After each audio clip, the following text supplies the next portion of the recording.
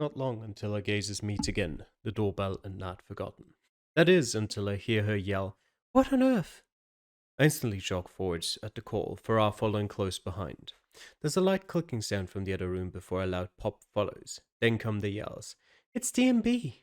Nat shouts. "What?" Ava calls. "That's impossible. It's illegal outside of the agency. Ah!" A hacking cough cuts through her words. Farah tugs me backward and leans forward to peer into the other room. "Crap. It's goddamn frost in the daytime," Morgan shouts. "That's impossible."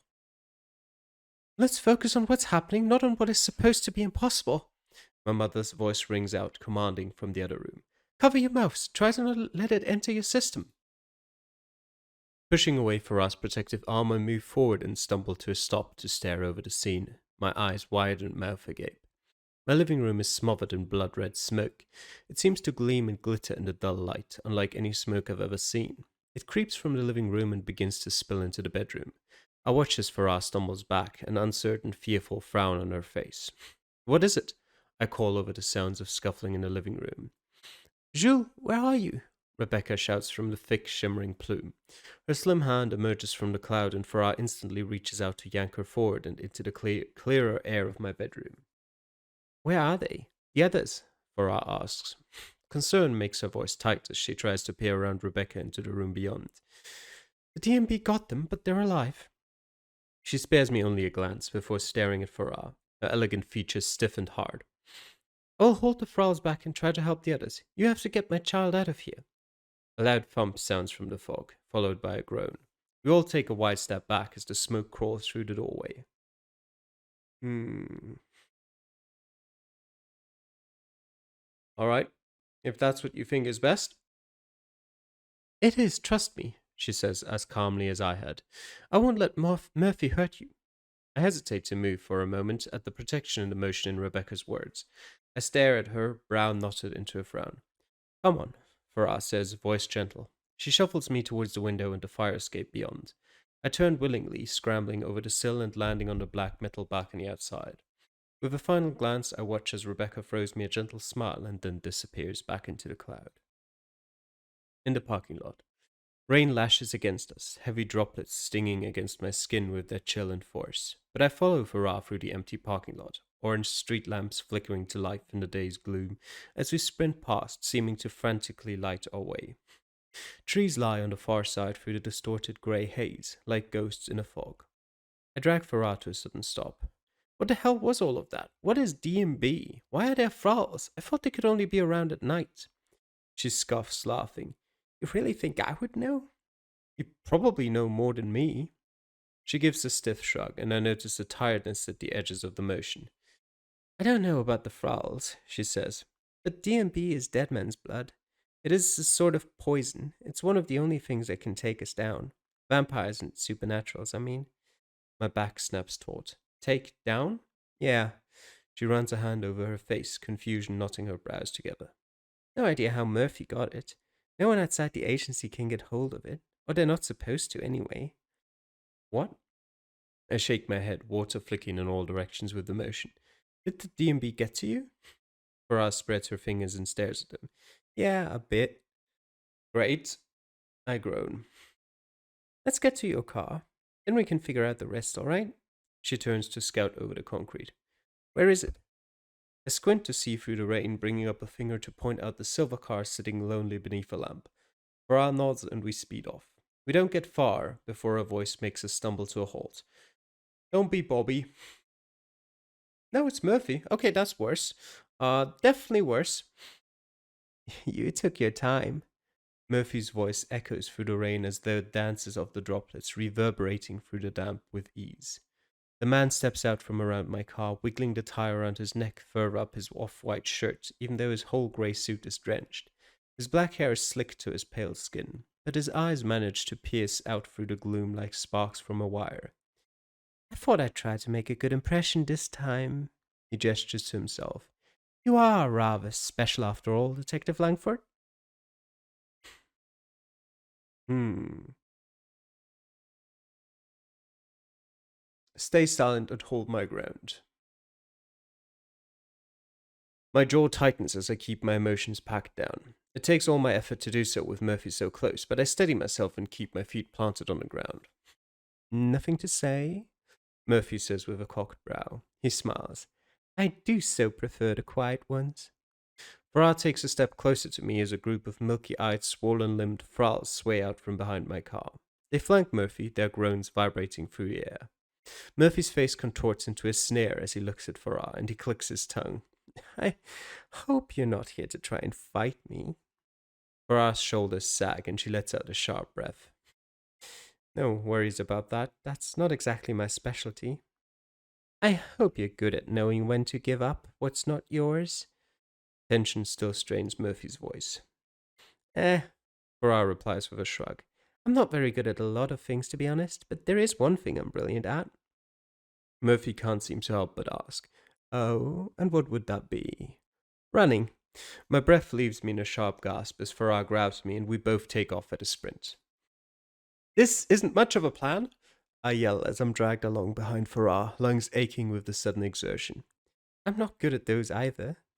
We continue running, rain slapping against us, my skin numb from the wet cold. We only take a few more steps before our path is blocked. Murphy appears from nowhere, as though the gloom had been hiding him in plain sight.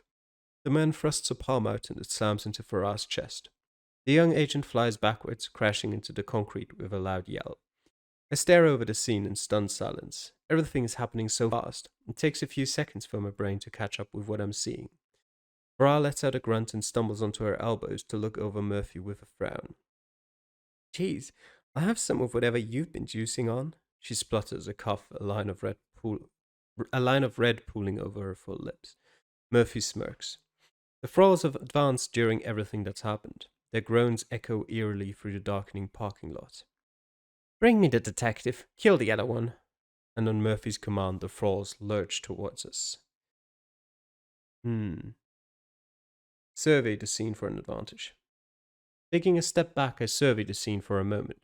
Farah has scrabbled to her feet and is scrapping with the thralls. Every time she manages to shove one away, they avoid going beneath the lamplight. One thrall almost stumbles to get away from it, raising his arm above his head to protect his eyes from the orange beam that beats down on him. Now I know what to do. Farah! I yell, catching the vampire's attention for a moment as she fends off another attack. Kinda busy, detective. I gesture to her arms. I need your phone. Her brow arches. You what? Your phone! With a shrug, she kicks back a thrall and struggles to yank the phone out before chucking it over to me. I catch it, the phone almost slipping out of my damp grasp. I clutch it tightly. Now all I have to do is check if there's a damn camera function on it. For all their high-tech gear, it would be typical that the agency would leave out something so simple. I let out a sigh of relief to find the camera up on the screen. A few seconds of setup later, I look back towards Farah. Cover your eyes. Farah takes an instant leap backward at my command, her back turned to the thralls. I chuck the phone forwards. A spray of bright flashes explodes between the thralls, the camera taking constant pictures in the gloom for a few seconds. It's enough to have the thralls moaning and stumbling away, hands clawing at their faces, eyes scalded by brightness. A triumphant, relieved smile settles on my lips. But it's not long before they're advancing on Farah again, arms flailing wildly and blindly in the sheer hope of just hitting something. Minutes pass.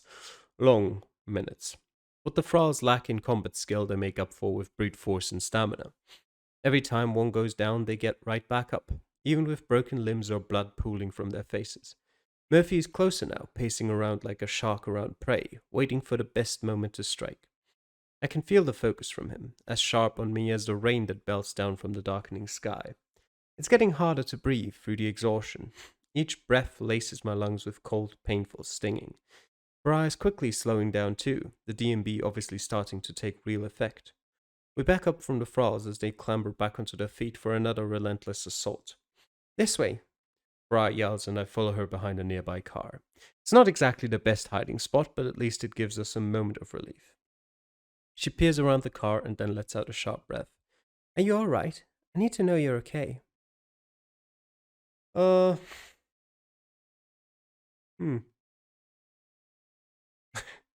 I'll be better when we've taken Murphy out.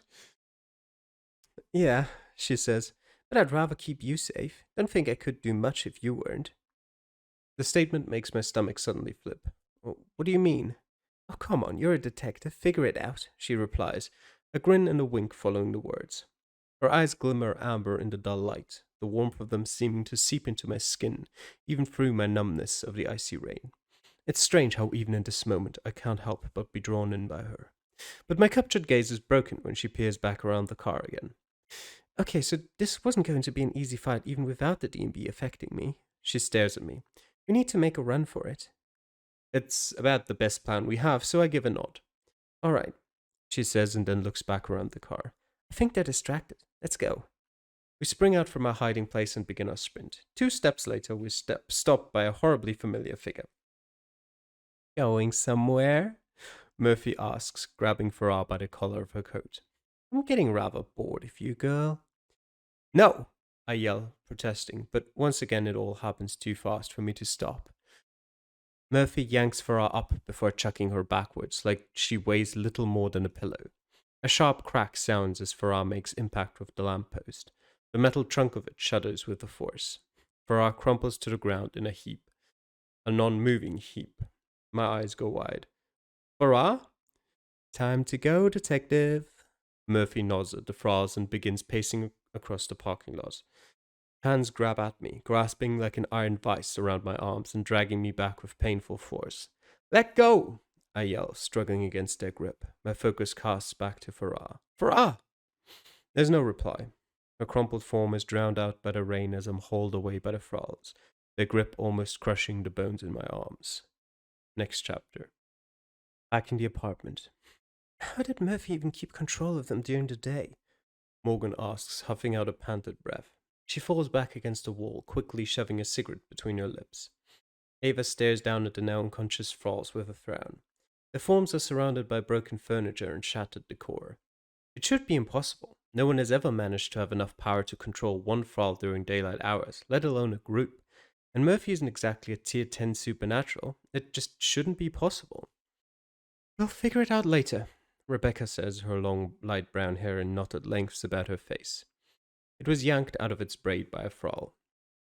It's been a long while since she's had to be physically involved, but Ava isn't surprised to see she held her own, with barely a scratch on her. Something which can't be said about the rest of the team. The DMB continues to sting in Ava's veins, but she refuses to let it show. Instead, she keeps her teeth gritted and leans heavily on a nearby side table to support her heavy limbs. Thankfully, the plume of red cloud has mostly been drawn out by the windows Rebecca flung open at the beginning of the fight. The team aren't as badly off as they could be. You think Farah the detective made it? Nat asks, voicing the thought they are all sharing. Ava's frown only deepens. We should assume they did. The front door suddenly creaks open, her team flashing round with arms raised in preparation. Ava's eyes go wide at the figure half stumbling through the door, drenched and groaning. Farah! Ava and Nat both march closer to help Farah into the room. The young agent falls onto them as they shuffle her towards the debris-covered sofa. What happened? Nat asks, examining Farah. She looks pained, but there are no obvious wounds. Rebecca strides forward. Where's Jules? Farah begins and then hesitates, turning her gaze to the floor. Murphy took them. Rebecca stares blankly at her, eyes reddening before she stumbles back a step. She ends up sitting heavily in a chair behind her. Ava resists the urge to go to her, knowing there is little comfort she could give even if she tried. But still, as Rebecca sits there, shoulders hunched and breath shuddered, Ava's never seen her look so fragile. I need to call the agency, she says, stumbling to stand and swiping a palm across her cheek to catch a stray tear. Excuse me. She then strides from the room, yanking her phone from her trouser pocket. Silence captures the room, the quiet punctuating the emptiness of having the detective gone. The team is surrounded by their things, the whole room just a cage of accusation of their failing. Of course they've failed missions before, if rarely, but this time it's different. They can all feel it. It's because of the detective and their ability to worm their way into their lives without the team even realizing. And now their absence is like having one of the team torn from their side. The emotion that cuts through Ava at this realization makes her frown soften. Farah lets out a groaning breath, getting up from the sofa and pacing towards the window. It's a strangely uncertain action for the usually unflustered young agent, Ava notes. What happened out there?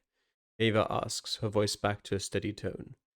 Did you come up against Murphy?